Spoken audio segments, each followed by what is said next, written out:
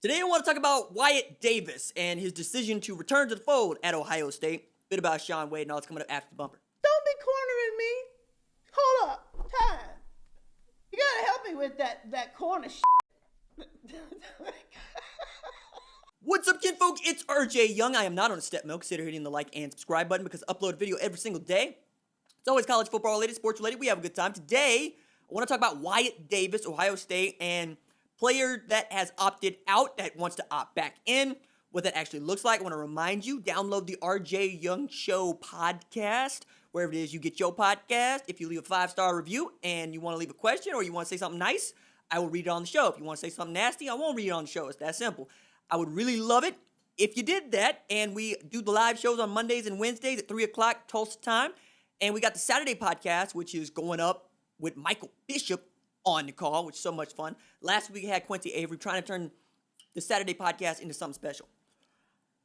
I came here thinking, why do I need to make this segment about Wyatt Davis and his calling Gene Smith and saying, hey, I know that I opted out. I would love to opt back in. We know that Ryan Day wants him and Shaun Wade. Today's Shaun Wade's birthday. He was going to celebrate by signing with his agent. For those of you who don't know, it's not just that you sign with an agent. Usually that agent gives you a little something for signing with him to float you and then help you to get those deals. Probably take a 20% commission on endorsements. Probably takes about 5 to 7 on your NFL contract. And you in the money, as they say. You doing the Scrooge McDuck, right? You in there like Phil Knight. Look, I thought, cool. We're going to talk about a guard returning to what is already going to be a great line, and they're probably going to just move somebody over there, have Paris Johnson play an out offensive tackle. And then I apologize for this part because I didn't know until I started to do some real research into Wyatt Davis. And then I found out his daddy is Dwayne Davis. Now, for those of you that ain't on the program, Wayne Davis is. He is Alvin Mack from the program, the ESU Timberwolves. That's his daddy. I did not know this. This has made my entire day. In a 2020 where it has been remarkably hard to find good news, where I feel guilty about watching college football because I don't think it's safe to play college football, where we're talking about should the Big Ten Conference champ, let's say Ohio State, be eligible to play in the college football playoff playing just 8+1, right? 9 games. And where we're saying, how do we rank the teams? How are they going to screw up the schedules? How are they going to screw up the game times? What are we really going to allow the Big Ten to do? Because they already said that they didn't want to do this. Now they flip-flop and saying they want to. Now they're not going to actually start playing football for another month. And we got Wyatt Davis talking about, I want to be back in here. Cool. I'm here for that conversation. I would love to see Trey Sermon get an opportunity to carry the rock at the shoe. I'm here for Justin Fields and the Heisman campaign to follow. I wanted to see Julian Fleming in this offense and Jackson and Jigma Smith, Mookie Cooper, and on it goes, right? I'm here for Shaun Wade playing outside corner if that's what he wants to do. I would also submit to you, Wyatt Davis got a first-round draft pick. What the hell Wyatt Davis needed to be doing at Ohio State? In the words of Bobby Boucher's daddy, take the money, dopey. Now, seeing as his daddy is Dwayne Davis, who also played college football in Missouri, I feel like they're going to have this conversation because don't nobody know the program like Dwayne Davis to the program, which also tells me a whole hell of a lot about Ohio State. Like, if you didn't know who Ohio State was, you know now because Alvin Mack sent his progeny to Ohio State to play ball. Here for all of that.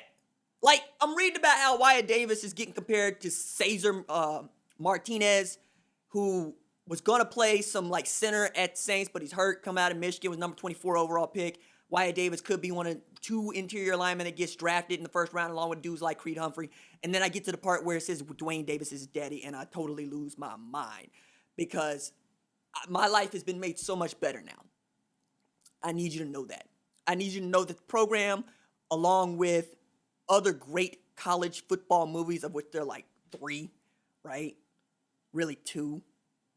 Because, I mean, I don't know how people really feel about Wildcats, but you know, like I don't have any like love for Wildcats. I really only include 2 teams in how I feel about college football movies. One of those is, of course, the ESU Timberwolves, and the other is the Texas State Fighting Armadillos from Necessary Roughness. Sinbad, Andre Crim's Tofu is the name of my college football fantasy football team. Andre does not eat raw meat because Andre is a vegetarian. And then in the program, yo, look at me when I'm talking to you. Like,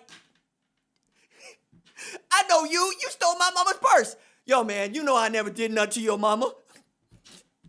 I'm gonna rip your guts out and watch you die. Like, I'm dying. I love that movie.